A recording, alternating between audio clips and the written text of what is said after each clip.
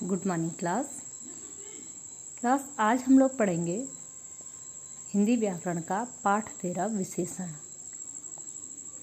विशेषण। इसको हम एडजेक्टिव भी बोलते हैं। आप लोगों ने इंग्लिश में पढ़ा होगा एडजेक्टिव। ठीक है, देखिए यहाँ पे कुछ उदाहरण है। ठीक है, जरा पहले हम इनको देख लेंगे। सफ़ेद कुत्ता भौंक रहा है। चाय में थोड़ी चीनी डाल दो। गिलास में कुछ गिर गया है। मेरा भाई अमेरिका जा रहा है। 5 केले खरीदो। ठीक है, तो इन वाक्यों में ये जो रंगीन शब्द हैं इनसे आपको क्या पता चल रहा है? जैसे सफ़ेद कुत्ता भौंक रहा है, तो कुत्ते की विशेषता बताए ना कि कैसा कुत्ता, सफ़ेद रंग का है। ठीक है, चाय में थोड़ी चीनी डाल दो। चीनी की मात्रा बताई गई आपको कि चीनी कितनी डालनी है, थोड़ी डालनी है। ठीक है, गिलास में कुछ गिर गया है ना, ये बताया गया गिलास में क्या है, कुछ गिर गया है। मेरा भाई अमेरिका जा रहा है। ठीक है, तो भाई के बारे में बताया, किसका भाई, मेरा भाई। 5 केले खरीदो, केलों की संख्या बताई गई, कितने केले खरीदने हैं, 5। तो ये जो है रंगीन शब्द हैं, ये संज्ञा सर्वनाम के बारे में कुछ बता रहे हैं। ठीक है, समझ गए आप लोग? तो देखिए, उपयुक्त वाक्यों में सफ़ेद, थोड़ी, कुछ, मेरा और 5 पद क्रमशः, ठीक है, कुत्ता, चीनी, दूध और भाई तथा केले की विशेषता बता रहे हैं, इसलिए ये विशेषण है। समझ गए हो? तो हम क्या कह सकते हैं, विशेषण की डेफिनेशन या विशेषण की परिभाषा हम क्या देंगे, क्या होगी? संज्ञा या सर्वनाम। संज्ञा या सर्वनाम की विशेषता बताने वाले शब्दों को विशेषण कहते हैं। समझ में आया क्या कहा गया है? संज्ञा या सर्वनाम की विशेषता बताने वाले शब्दों को विशेषण कहते हैं। ठीक है ना? तो विशेषण की ये परिभाषा होगी, जो शब्द संज्ञा सर्वनाम की विशेषता बताएं उसको विशेषण कहते हैं। अब है विशेष। विशेष से क्या होगा? विशेषण शब्द जिन संज्ञा सर्वनाम की विशेषता बताते हैं, यानी कि संज्ञा और वो संज्ञा सर्वनाम जिनकी विशेषण विशेषता बताता है। ठीक है, जैसे सफ़ेद कुत्ता भौंक रहा है। सफ़ेद किसकी विशेषता है? कुत्ते की। तो कुत्ता क्या है? संज्ञा है। तो ये क्या है? विशेष है। विशेषण क्या है? सफ़ेद। तो विशेषण किसकी विशेषता बता रहा है? कुत्ते की। तो कुत्ता क्या है? विशेष। तो समझ गए आप लोग कि वे शब्द जिनकी विशेषण विशेषता बताते हैं वे संज्ञा सर्वनाम क्या कहलाते हैं? विशेष। जैसे सुधांशु ताज़ा फल लाया है। ठीक है, तो फल कैसा है? ताज़ा है। उसने काला कोट पहना है। कोट कैसा है? काला है। तो फल, कोट, ठीक है, ये सब क्या है? विशेष हैं। इनकी विशेषता क्या है? फल कैसे है? ताज़ा। कोट कैसा है? काला। तो समझ रहे हैं विशेष क्या हो गया? फल, कोट। मैंने थोड़ा पानी पिया। कितना पानी पिया? थोड़ा। पानी की मात्रा बताई गई, तो पानी विशेष और थोड़ा विशेष है। ठीक है ना? अब देखेंगे विशेषण के भेद। देखिए यहाँ पे ये बताया गया है, ताज़ा क्या है? विशेषण है, और फल क्या है? विशेष है ना? ये जो वाक्य है इनमें बताया गया है ना। ठीक है, काला विशेषण है और कोट विशेष है। ठीक है, आप समझ रहे हैं? तो विशेष से और विशेषण आप लोग समझ गए होंगे कि वे संज्ञा सर्वनाम जिनकी विशेषण विशेषता बताते हैं वे क्या होते हैं? विशेष। ठीक है, विशेषण के भेद। विशेषण के निम्नलिखित 4 भेद होते हैं। पहला है गुणवाचक विशेषण, दूसरा है संख्यावाचक विशेषण, तीसरा है परिमाणवाचक विशेषण और चौथा सार्वनामिक या संकेतवाचक विशेषण। ठीक है, संकेतवाचक या सार्वनामिक विशेषण। ठीक है, गुणवाचक विशेषण जितने भी गुण, दोष, रंग, ठीक है, आकार, स्वाद,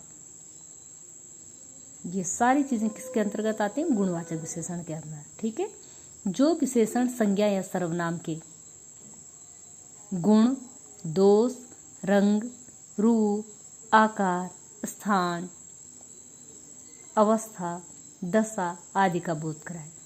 ठीक है, इतनी सारी चीज़ों के बारे में जो विशेषण आपको बताया, उनके गुणों के बारे में, उनके दोष के बारे में, उसके रंग के बारे में, उसके रूप के बारे में, उसके आकार के बारे में, उसके स्वाद के बारे में, और उसके स्थान के और अवस्था के बारे में जो बताया, उनको क्या कहेंगे? गुणवाचक विशेषण। ठीक है, उदाहरण देखेंगे। अर्जुन बहुत वीर था। अर्जुन की विशेषता क्या है? कि वो वीर था, उसका गुण है ये वीरता। ठीक है, तो गुणवाचक विशेषण। उसका कोट काला है, रंग बताया गया। ठीक है, कोट का रंग बताया गया, तो काला क्या है? गुणवाचक विशेषण। सेब गोल है, गोल क्या है? आकार के बारे में बताया गया। हम सब भारतीय हैं। ठीक है, ये हमारे बारे में बताया गया कि हम भारत में रहने वाले हैं, तो हम सब क्या हैं? भारतीय हैं। ठीक है, हम देखेंगे बेटा इसमें गुणवाचक विशेषण। ठीक है, संज्ञा या सर्वनाम की निम्नलिखित प्रकार की विशेषताएं बताते हैं। स्वभाव, स्वभाव में क्या बताएंगे ये हमें? कि अच्छा है, बुरा है, शांत है, दयालु है, वीर है, कैसा है। ठीक है, रंग, कैसा रंग है? लाल, पीला, काला, जो भी। आकार, आकार कैसा? मोटा है, पतला है, तिरछा है, नुकीला है, पतला है, जो भी है। समय, ठीक है, ताज़ा, मौसमी, पुराना, सवेरा, आधुनिक आदि। दिशा, उत्तरी, पूर्वी, पश्चिमी। ठीक है, स्थान या देश का वो, जैसे भारतीय, विदेशी, स्वर्गीय, अमेरिकी, जापानी, ऐसे। गंध, सुगंधित, बदबूदार, खुशबूदार आदि। स्पर्श, कोमल है, कठोर है, नरम है, खुरदरा है। ठीक है, ये सारे गुणवाचक विशेषण के क्या हैं? उदाहरण हैं। समझ गए? गुणवाचक विशेषण के क्या हैं? ये उदाहरण है। और इस प्रकार से गुणवाचक विशेषण में ये चीज़ें आती हैं कि स्वभाव के अंदर क्या क्या चीज़ें आएंगी, रंग के अंदर कौन कौन सी चीज़ें आएंगी। ठीक है, अब देखेंगे संख्यावाचक विशेषण। संख्यावाचक विशेषण में क्या होता है बच्चों? जो विशेषण शब्द, संज्ञा या सर्वनाम की संख्या का बोध कराते हैं। जो विशेषण शब्द, संज्ञा, सर्वनाम की विशेषता का बोध कराते हैं, संख्यावाचक विशेषण कहलाते हैं। जैसे 2 पुस्तकें, कुछ लोग, 10 रुपये। ठीक है, संख्यावाचक विशेषण आप लोग समझे?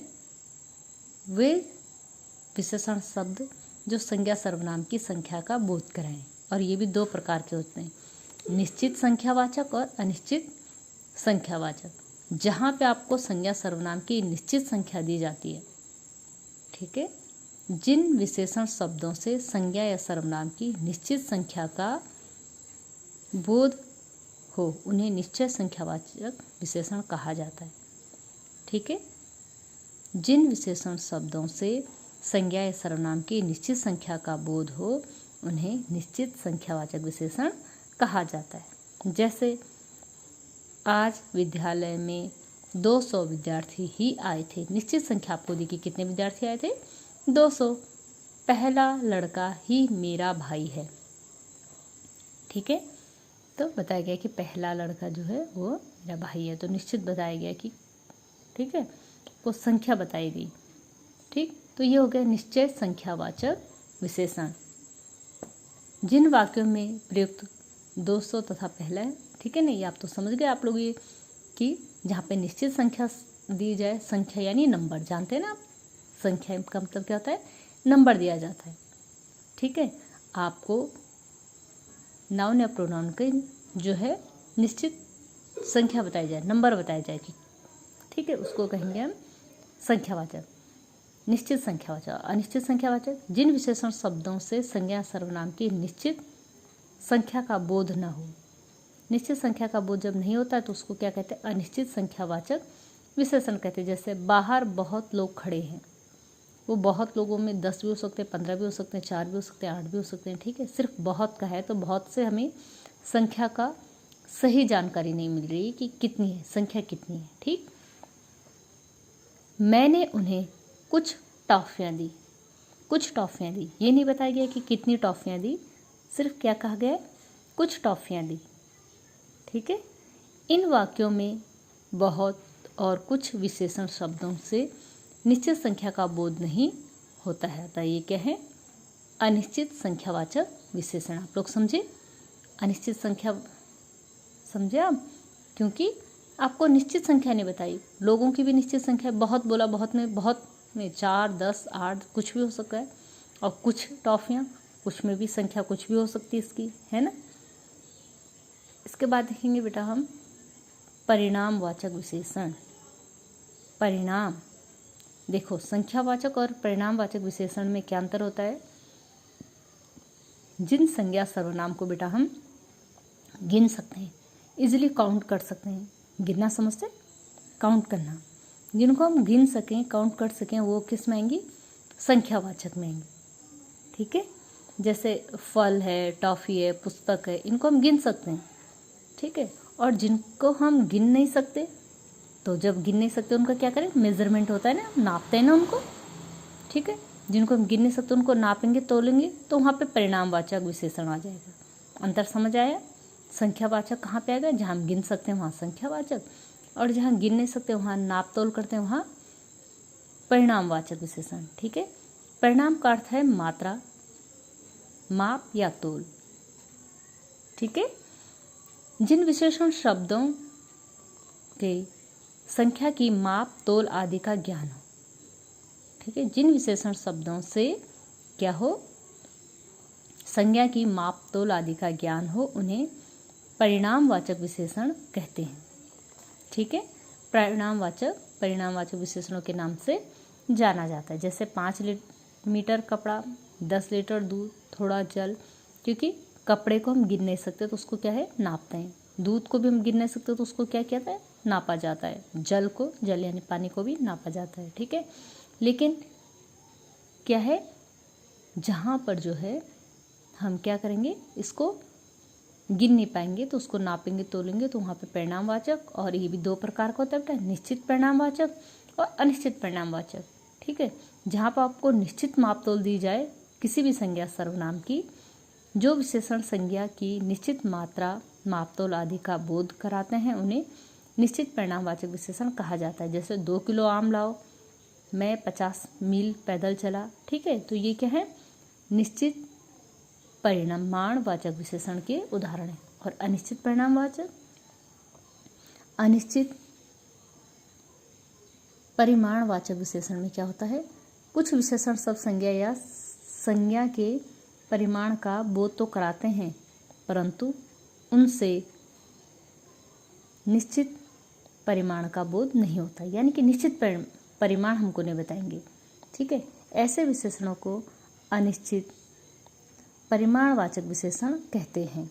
जैसे मैंने आज बहुत खा लिया है। बहुत खा लिया, बहुत शब्द यहाँ पे प्रयोग हुआ है। बहुत क्या जो है निश्चित मात्रा नहीं बताता है। बहुत कितना खाया है ना, 1 किलो खाया, 2 किलो खाया, 3 किलो खाया, आधा किलो खाया।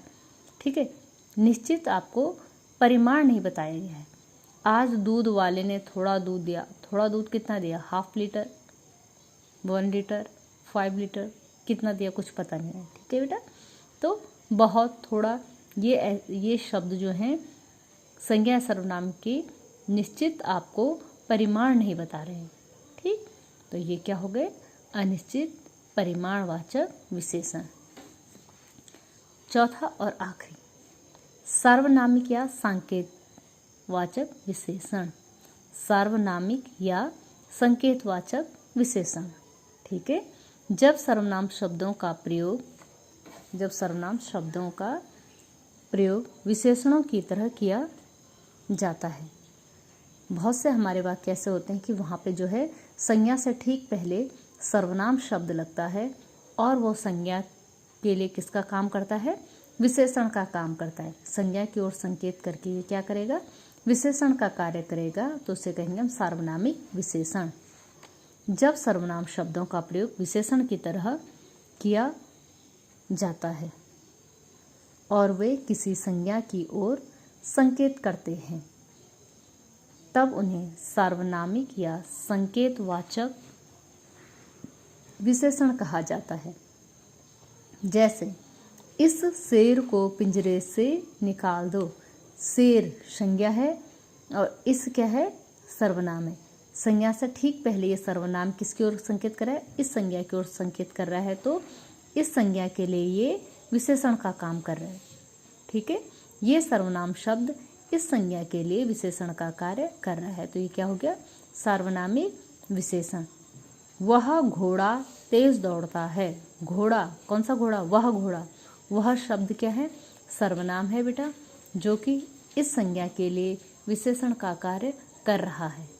ठीक है, तो अब आप लोग सार्वनामिक विशेषण समझ गए। ठीक है, सर्वनाम तथा सार्वनामिक विशेषण में अंतर। सर्वनाम और सार्वनामिक विशेषण में क्या अंतर होता है वो हम थोड़ा सा समझ लेंगे। ठीक है, जब किसी सर्वनाम के बाद संज्ञा शब्द का प्रयोग होता है तो वह सर्वनाम शब्द सार्वनामिक विशेषण कहलाता है। ठीक है, क्या होगा, जब किसी सर्वनाम के बाद संज्ञा शब्द का प्रयोग होगा तो उस संज्ञा के लिए वो सार्वनामिक विशेषण कहलाएगा। ठीक है, परंतु जब कोई सर्वनाम किसी संज्ञा के स्थान पर प्रयोग होगा तो सर्वनाम होगा। सर्वनाम तो हम जानते हैं, संज्ञा के स्थान पर प्रयोग होने वाले शब्द सर्वनाम, और जब संज्ञा से ठीक पहले सर्वनाम का प्रयोग होगा और वो संज्ञा के लिए किसका कार्य करेगा, विशेषण का, तो वो सार्वनामिक विशेषण। ठीक है, जैसे यहाँ पे देखें, वे कहाँ चले गए, ये सर्वनाम, वे शब्द क्या है, सर्वनाम है, लेकिन वे लड़के, वे के बाद क्या आ गया, संज्ञा शब्द आ गया था। अब इस संज्ञा शब्द के लिए ये सर्वनाम का कार्य, ये सर्वनाम विशेषण का कार्य कर रहा है, तो यहाँ पे क्या हो जाएगा, सार्वनामिक विशेषण। अंतर समझ में आ गया आपको। एक और उदाहरण हम देख लेंगे, वह कल आएगा। वह कल आएगा, यहाँ पर वह शब्द सर्वनाम है, वह लड़का कल आएगा। अब यहाँ पर ये संज्ञा से ठीक पहले लग के इस संज्ञा के लिए विशेषण का कार्य कर रहा है, तो यहाँ पे ये क्या हो जाएगा, सार्वनामिक विशेषण। ठीक है, परिणामवाचक और संख्यावाचक विशेषण में अंतर आपको समझ में आ ही गया है। परिणामवाचक जहाँ जिन संज्ञा शब्दों को हम गिन नहीं सकते हैं तो उनकी मापतोल की है तो परिणामवाचक, और संख्यावाचक जिनको हम गिन सकते हैं वो संख्यावाचक। ठीक है, तो ये अंतर भी आपको समझ में आ गया। ठीक है ना, ये आप लोग देख लेंगे एक बार। ठीक है, यहाँ पर इन वाक्यों में कुछ और दो विशेषण है, इनमें पुस्तकें और क्या है, सब्जी है, जबकि सब्जी और तेल को गिना नहीं जा सकता, नापा तोला जाता है। ठीक है, अभी आपको बताया था। और पुस्तकों को हम गिन सकते हैं, जैसे ये उदाहरण में दे रखा है, कुछ पुस्तकें देना, कुछ सब्जी देना। ठीक है ना, तो सब्जी को हम जो है गिन नहीं सकते, माप तोल सकते हैं, पुस्तक को गिन सकते हैं, तो पुस्तक संख्यावाचक हो गई और सब्जी परिणामवाचक हो गई। ठीक है, तो ये आपको समझ में आ गया है। अब देखेंगे एक चीज़ और कि विशेषण की अवस्थाएं। विशेषण की अवस्थाएं, विशेषण की 3 अवस्थाएं होती हैं, मूल अवस्था, उत्तरावस्था और उत्तमावस्था। ठीक है, आपने इंग्लिश में भी ये पढ़ा होगा, डिग्रीज आपने पढ़ी होंगी, है ना। तो मूल अवस्था, इसमें किसी प्रकार की तुलना नहीं होती। ठीक है, ये पहली अवस्था, उसमें किसी की किसी से तुलना नहीं होती। मोहन अच्छा विद्यार्थी है, ये सिंपल सेंटेंस है, एक साधारण वाक्य, इसमें मोहन की किसी से तुलना नहीं होती। उत्तरावस्था, जब 2 लोगों के बीच में तुलना हो। ठीक है, इसमें 2 वस्तुएं, व्यक्तियों की अथवा स्थानों की तुलना होती। जैसे हम इसी उदाहरण को अगर लेते हैं, मोहन अच्छा विद्यार्थी, और अगर हमने कहा विवेक और मोहन में मोहन अच्छा विद्यार्थी है, तो क्या हो जाएगा, 2 के बीच में तुलना हो गई। जैसे आम पपीते से अधिक मीठा है, तो दोनों फलों के बीच में तुलना हो गई यहाँ पे। ठीक है, करीम मोहन की अपेक्षा चतुर है, तो इन दोनों में क्या हुआ, तुलना हुई। फिर है उत्तमावस्था, जब बहुत सारे लोगों में तुलना करके हम किसी एक को सिलेक्ट करते हैं, किसी एक को चुनते हैं, तो हो जाएगी उत्तमावस्था। इसमें 2 या 2 से अधिक व्यक्तियों, वस्तुओं या स्थानों की तुलना करते हैं और एक को सबसे अच्छा या सबसे बुरा बताया जाता है। जैसे आम सब फलों से अधिक मीठा होता है, तो सारे फलों से तुलना करके हमने आम को चूज़ किया, आम को चुना, तो ये हो गई उत्तमावस्था। ठीक है, रघु अपने साथियों में सबसे अधिक चालाक है, तो जितने भी उसके साथी उनकी तुलना की कि उसके बाद हमें क्या पाया कि रघु सबसे अधिक चालाक है। ठीक है, तो बहुत से लोगों में जब हम किसी एक को अच्छा या बुरा चुनना होता है, किसी एक चीज़ को सिलेक्ट करना होता है, वहाँ पे क्या होती है, उत्तमावस्था। ठीक है, तो मूलावस्था कोई तुलना नहीं, उत्तरावस्था 2 चीज़ों या 2 व्यक्तियों में तुलना, उत्तमावस्था बहुत सारों में से किसी एक को चुनना। ठीक है, ये विशेषण की कुछ अवस्थाएं दी, जैसे सुंदर, कम सुंदर, सबसे सुंदर, है ना, उत्तरावस्था, उत्तमावस्था में। ये भी देखिए, मूलावस्था, अधिक, उत्तरावस्था में अधिकतर, उत्तमावस्था में अधिकतम। ठीक है। अब एक चीज़ और इसमें बच जाती है बेटा, प्रविशेषण। प्रविशेषण क्या होता है? प्रविशेषण विशेषण की विशेषता बताने वाले शब्द, जो विशेषण की भी विशेषता बताएं, ऐसे शब्द क्या होते हैं? प्रविशेषण कहलाते हैं। समझ रहे हो आप लोग? ऐसे शब्द जो विशेषण की भी विशेषता बताए वो प्रविशेषण होते हैं। जैसे सोनल ने गहरी नीली साड़ी पहनी है। ठीक है बेटा, इसमें सोनल ने नीली साड़ी पहनी है, तो नीला शब्द तो विशेषण हो गया, ये संज्ञा हो गया। साड़ी की विशेषता क्या है? नीली। अब कैसे नीली है? गहरी। तो इस नीले रंग की भी विशेषता क्या है कि वो कैसा नीला है? गहरे नीली है। तो ये हो गया प्रविशेषण। सोहन बहुत ईमानदार लड़का है। सोहन की विशेषता क्या है? कि वो ईमानदार है। कैसा ईमानदार है? बहुत ईमानदार है। तो ईमानदार शब्द की विशेषता किसने बताई? बहुत ने। तो बहुत क्या हो गया? प्रविशेषण। ठीक है। तो विशेषण की विशेषता बताने वाले शब्द प्रविशेषण कहलाते हैं। ठीक है, समझ गए आप लोग? आम बड़ा रसीला है। ठीक है, आम कैसा है? रसीला है। तो रसीला विशेषण है। कैसा रसीला? बड़ा रसीला। ठीक, तो आप लोग समझ गए। अब देखिए, संज्ञा द्वारा विशेषण बना। विशेषणों की रचना संज्ञा द्वारा होती है, सर्वनाम द्वारा होती है, क्रिया द्वारा होती है और अवयव द्वारा होती है। संज्ञा द्वारा विशेषण कैसे? इत जोड़ के, आ जोड़ के, ई जोड़ के। ठीक है, इस प्रकार से हम इनके रचना करते हैं संज्ञा द्वारा इनका। ठीक है ना। इसी प्रकार हम सर्वनाम द्वारा भी इसके क्या करेंगे? सर्वनाम द्वारा भी हम जो है, सर्वनामों द्वारा देखो विशेषण बनाना। जैसे जो, वह, कौन, इनका विशेषण। जैसा क्रिया से, जैसे पढ़ना तो पढ़ाकू, सड़ना सड़ियल, बेचना। अवयव भीतर भीतरी, ऊपर ऊपरी, पीछे पिछला। ठीक है, तो ये है आपका पाठ बेटा, क्या? विशेषण। ठीक है, आशा करते हैं कि आपको ये पाठ समझ में आया होगा। ठीक है, इसको आप लोग भी ध्यान से पढ़ेंगे। जो वीडियो आपको दी है उसे बड़े ध्यान से आप लोग देखिए, पढ़िए। ठीक है।